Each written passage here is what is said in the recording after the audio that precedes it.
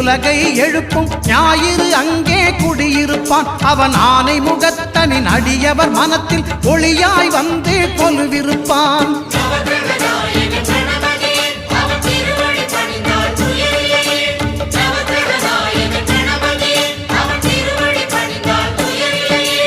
ஒன்பது கோளும் ஒன்றாய் காண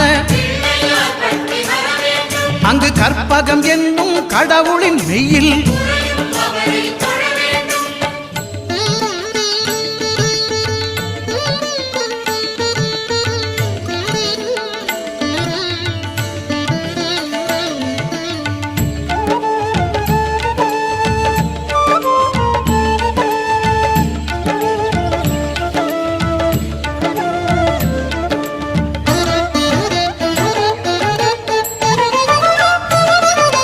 திங்கள் பகவான் திருமுகம் காண